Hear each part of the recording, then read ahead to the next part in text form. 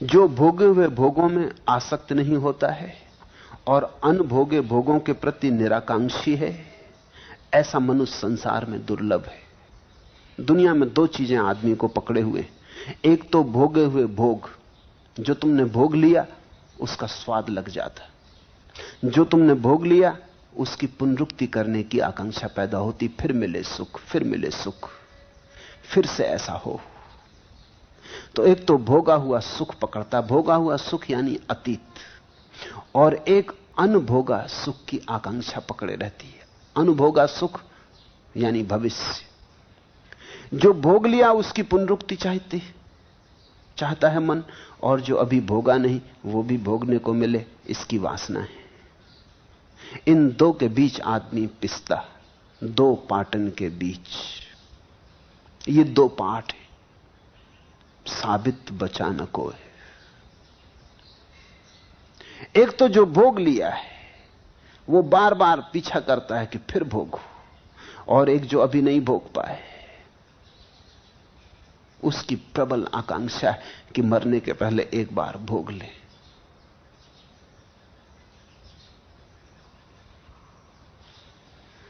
जो भोगे हुए भोगों में आसक्त नहीं और अनभोगे भोगों के प्रति निराकांक्षी है, ऐसा मनुष्य संसार में दुर्लभ है।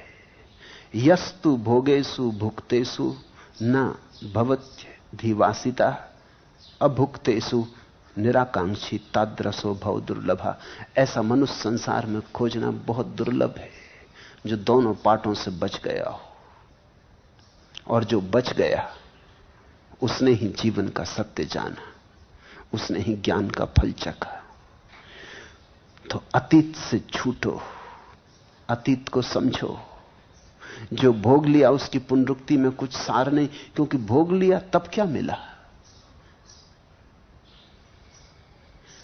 भोग तो चुके, फिर कुछ मिला तो नहीं, हाथ तो खाली के खाली रहे। अब फिर उसी को भोगना चाहते हो, ये तो बड़ी बेहोशी है। और भोगने से कुछ नहीं मिला, जो आज भोगा हुआ हो गया है वो भी कल अनभोगा हुआ था, उसको भोग के देख लिया, कुछ नहीं पाया, अब दूसरे अनभोगे सुख के पीछे भाग रहे हो। बड़ा मकान बना लिया, अब उसमें कुछ सुख नहीं पा रहे हो, अब और बड़े मकान की सोच रहे हो। मैंने सुना कि मुल्ला नसरुद्दीन एक सम्राट के घर नौकरी पर था।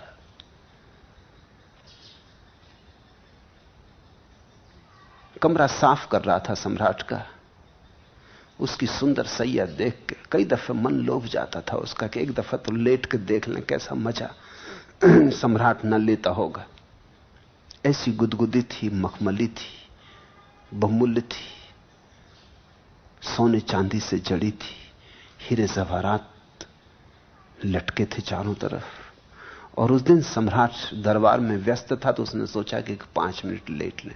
लेट गया, लेटा तो झपकी लग गई। सम्राट आया कमरे में तो उसे बिस्तर पर लेटे देखा तो वो बहुत नाराज हुआ।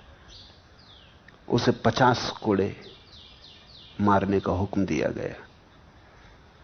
कोड़े पड़ने लगे, हर कोड़े पे मुल्ला खूब जोर से खिलखिला के हंसने लगा। सम्राट बड़ा हैरान हुआ कि ये पागल है या क्या मामला।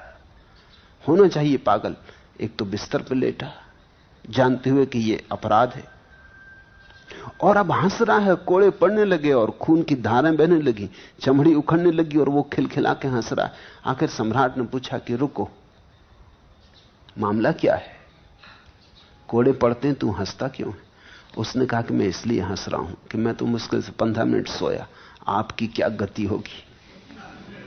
15 मिनट में 50 कोड़े, हिसाब तो लगाओ। मैं वही हिसाब लगा रहा हूं भीतर के, इस बेचारे की तो सोचो आखिर में इसकी क्या गति होगी।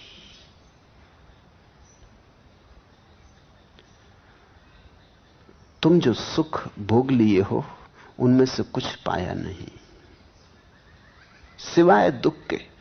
जरा लौट के देखो, तुम्हारे अतीत के चिन्हों को जरा गौर से देखो, घाव ही घाव हैं, पाया क्या? रस की आकांक्षा की थी, मिला कहां? अंगारे मिले, जल गए हो जगह जगह, सारे प्राण जले पड़े, छिदे पड़े।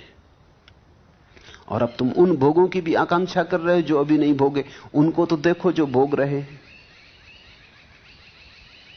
तुम उनको देख के जरा चौंको, जागो, क्योंकि ऐसा तो कभी नहीं होगा कि कुछ अनुभोगा ना बचे। अगर तुम ये सोचते हो कि सब भोग लेंगे, सब तभी जागेंगे, तो तुम कभी नहीं जागोगे, क्योंकि जगत तो अनंत है। यहां तो ऐसा कभी नहीं हो सकता कि तुम कह सको सब भोग लिए। थोड़ी तो बुद्धि का उपयोग करना होगा, थोड़ा विचार, थोड़ा ध्यान, थोड़ा देखना सीखना होगा। इस संसार में भोग की इच्छा रखने वाले और मोक्ष की इच्छा रखने वाले दोनों देखे जाते हैं।